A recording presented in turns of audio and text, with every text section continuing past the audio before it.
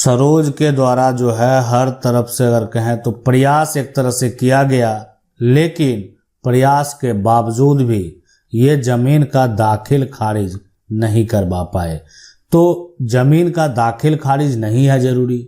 अब जमीन का अगर खतियान बनाया जाएगा तो क्या इनका नाम दर्ज नहीं होगा?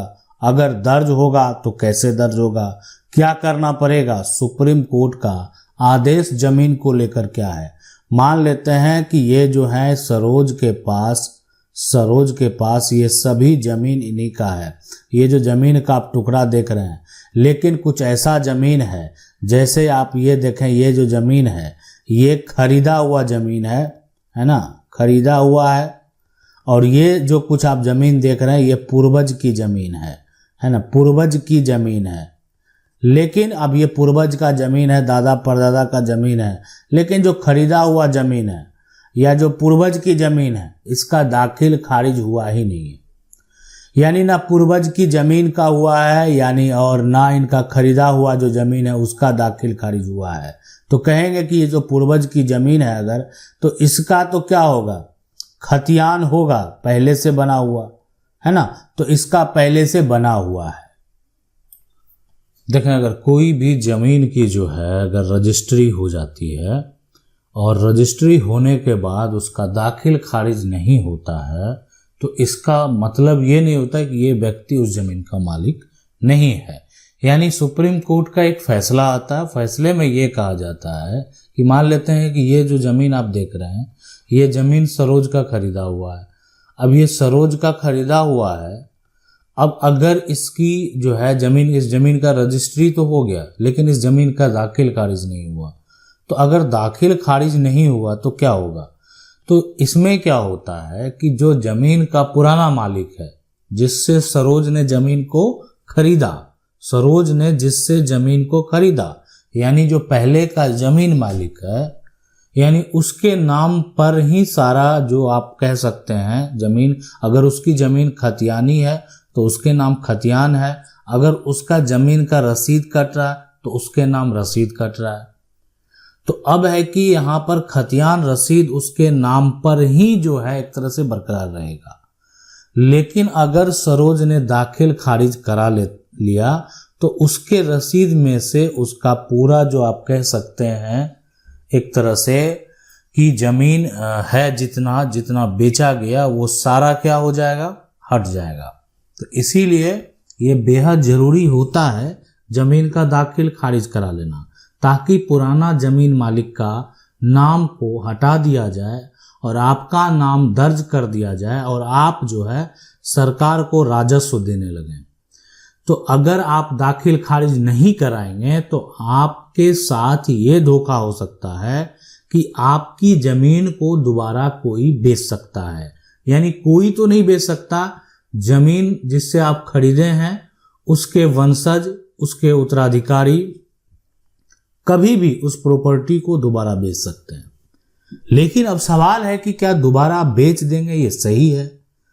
अब दोबारा जो खरीद लिया प्रॉपर्टी को, क्या उसकी जमीन हो जाएगी? तो ऐसा नहीं होने वाला। लेकिन इस प्रक्रिया के लिए अब आगे आपको जो है कोर्ट जाना पड़ सकता है, केस करना पड़ सकता है, सिविल कोर्ट जाना पड़ेगा, ताकि जो सेल डीड नया तैयार हुआ है उसको आप कैंसिल करवा सकें। जमीन का मालिक दोबारा जो जमीन को बेच दिया है उसको आप कैंसिल करा सकें। इसलिए आपको कोर्ट का सहारा लेना पड़ सकता है। इसीलिए दाखिल खारिज बेहद जरूरी है। सुप्रीम कोर्ट के द्वारा एक फैसला दिया जाता है, इस फैसले के बारे में भी हम बताए हुए हैं और इस फैसले को देखने के लिए आपको प्लेलिस्ट में जाना है। वहां पर जजमेंट का स्टोरी है, आप जाकर उस स्टोरी को देख सकते हैं। वहां पर जो है उस फैसले के बारे में बता दिया गया है कि आखिर यहाँ पर क्या फैसला दिया गया है। अब सवाल उठता है कि जो फैसला है ये है कि एक व्यक्ति यानी जो सरोज है इसके पास जो है जमीन की रजिस्ट्री है, लेकिन कोई अन्य व्यक्ति ने क्या किया है, यानी बहुत पहले की रजिस्ट्री है या इनके पास हो सकता है जमीन का खतियान है, खतियानी जमीन इनका है, पूर्वज की जमीन इनका है। अब कोई दूसरा व्यक्ति जिसका नाम विनोद है, विनोद क्या करता है, जमीन का एक तरह से वो दाखिल खारिज करा लेता। अब कहें जैसे कराया हो, फर्जी कागजात के आधार पर कराया हो, लेकिन विनोद का दाखिल खारिज जमीन का मान लेते हैं हो जाता है। अब कोई भी जमीन का टुकड़ा क्यों ना हो। अब विनोद के पास जमीन का रसीद है, यानी उसका दाखिल खारिज हो चुका है, लेकिन उसके पास ऐसे कोई कागजात नहीं है विनोद के पास जिससे ये साबित हो सके कि विनोद उस प्रॉपर्टी का मालिक है। तो विनोद के पास अपना टाइटल को साबित करने के लिए कोई कागजात नहीं है, तो विनोद क्या करेगा? यानी विनोद जो है कानूनी तौर पर उस संपत्ति का मालिक नहीं है। तो सुप्रीम कोर्ट का जो आदेश है जमीन को लेकर वो यहाँ पर यही है दाखिल खारिज से संबंधित, कि अगर कोई भी आपके जमीन का अगर दाखिल खारिज करा ले, यानी म्यूटेशन करा ले, हो सकता है कि म्यूटेशन कराकर उस जमीन का, यानी उस व्यक्ति को जो विनोद है उसको अपने ही जमीन का मालिकाना हक जो है यहाँ पर मालिकाना हक साबित करने के लिए जो है, इसके लिए उसको कोर्ट जाना पड़ेगा। यानी कोर्ट जाना पड़ेगा, उसको जो है आप कह सकते हैं यानी केस करना पड़ेगा। लेकिन क्या मालिकाना हक साबित होगा? लेकिन कोर्ट जाएगा तो ये विनोद अगर कोर्ट जाता है तो क्या दिखाएगा? इसके पास रसीद है लेकिन ऐसा कोई डॉक्यूमेंट नहीं है जिसको ये कोर्ट में दिखा सके, तो विनोद तो कभी कोर्ट जाएगा ही नहीं। जाना पड़ेगा सरोज को, इसलिए कि सरोज के पास जमीन का हो सकता है कि इनका जमीन खतियानी हो तो खतियान होगा, अगर हो सकता है इसकी जमीन की रजिस्ट्री इनके पास है तो रजिस्ट्री होगा। दोनों के आधार पर यह दावा कर सकते हैं कि इनका जमीन का अवैध तरीके से दाखिल खारिज करा लिया है। अब तो दाखिल खारिज कराकर हो सकता है कब्जा कर लिया है ना, या हो सकता है कब्जा नहीं किया है, दोनों केस हो सकता है। कब्जा भी कर लिया, अगर जमीन जो है विनोद के कब्जे में भी है तो भी इस संपत्ति पर कानूनी तौर पर जो हक है वो सरोज का है। लेकिन सरोज को जो है एक तरह से ये दाखिल खारिज को कैंसिल करवाना पड़ेगा और अपना मालिकाना हक साबित करना पड़ेगा। यानी ये साबित करना पड़ेगा कि इनके पास प्रॉपर्टी का टाइटल है और विनोद जो है गलत तरीके से फर्जी कागजात के आधार पर जमीन का दाखिल खारिज करा लिया है। अब यहाँ पर देखें सवाल यहाँ पर है कि दाखिल खारिज जो कराना है क्या बेहद जरूरी है? देखें कराना चाहिए, नहीं कराएंगे आपको समस्या हो सकता है। कोई भी व्यक्ति आपको आकर धोखा दे सकता है, यानी आपका जमीन तो है लेकिन सरकार को टैक्स देना होता है वो आप नहीं दे पाएंगे, तो ये सभी समस्या जो है उत्पन्न आपके साथ हो सकता है। यानी सरकार को वो जमीन का टैक्स देना भी बेहद जरूरी है। जमीन का दाखिल खारिज जो है वो अगर देखा जाए कब और कैसे होता है, तो दाखिल खारिज एक तो हो गया कि अगर आप प्रॉपर्टी को खरीदते हैं तो उसके बाद जमीन का दाखिल खारिज होता है। एक तो कंडीशन यही होता है, अगर आप प्रॉपर्टी खरीदे उसके बाद जमीन का जो है यहाँ पर दाखिल खारिज हो गया, ठीक है। दूसरा ये होता है कि आपका खतियानी प्रॉपर्टी है या जमीन का कोई खतियान है। अब खतियान जिसके नाम से है उसी के नाम से सरकार के द्वारा दाखिल खारिज कर दिया जाता है। अब खतियान उसी का है तो उसमें जितना जमीन है उसका राजस्व जो है वही व्यक्ति देगा जिसके नाम से खतियान है। लेकिन एक समय के बाद जो है सरकार के द्वारा हमेशा खतियान को अपडेट नहीं किया जाता है, यानी आप कह सकते हैं ये तुरंत नहीं किया जाएगा।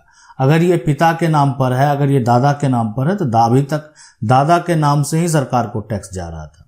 लेकिन अब सरकार के द्वारा क्या किया गया कि अभी यहाँ पर अगर देखा जाए कि नियम बना दिया गया कि अगर कोई उत्तराधिकारी है तो इस जो है खतियान के अनुसार जमीन का बंटवारा कर सकता है, और जब बंटवारा कर लेगा प्रॉपर्टी को अलग अलग डिवाइड कर लेगा। प्रॉपर्टी का जो नंबर आप देख रहे हैं, अब ये नंबर किसी दो व्यक्ति के हिस्से में जा सकता है, लेकिन यहाँ पर एरिया और जमीन का जो पोजीशन है, जमीन की जो चौहद्दी है वो अलग होगा। तो अब दोनों का अलग अलग दाखिल खारिज होगा, यानी पूरा जो जमीन का टुकड़ा है वो एक है लेकिन इसका राजस्व देने वाले दो अलग अलग व्यक्ति हैं। तो इसके लिए क्या किया सरकार ने कि सरकार ने एक संख्या बना दिया, जमाबंदी संख्या। यानी आप जो सरकार जो आपसे माल गुजारी वसूलेगी तो आपका जो जमाबंदी है यानी 1015 इसी में आपके प्लॉट को दर्ज कर देगा और मेंशन कर देगा कि आप कितना जो है एरिया का राजस्व पे करेंगे। अगर कोई भाई यहाँ देखा जाए तो 3 हिस्सेदार है, परिवार में अगर 3 हिस्सेदार है तो 3 पार्ट में एक ही प्लॉट जो है वो 3 पार्ट में अब बट चुका है। 3 लोगों के द्वारा इस पर जो है सरकार के द्वारा राजस्व दिया जाएगा। तो ये होता है पूरा प्रक्रिया। इसी प्रक्रिया के तहत जो है यहाँ पर सरकार राजस्व वसूलती है। सरकार को माल गुजारी देना भी बेहद जरूरी है।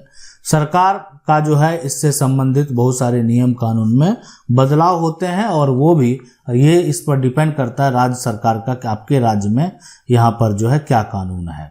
लेकिन अगर बात करें सिविल लॉ का, जो सिविल कानून है वो लगभग अगर बात करें तो आपको हर राज्य में जो है यानी वो समान देखने को मिलेगा। अब कुछ राज्य के द्वारा अगर नियम कानून बनाए गए हैं तो वहाँ पर जो अलग राज्य हैं वहाँ पर वो भी लागू हो सकते हैं।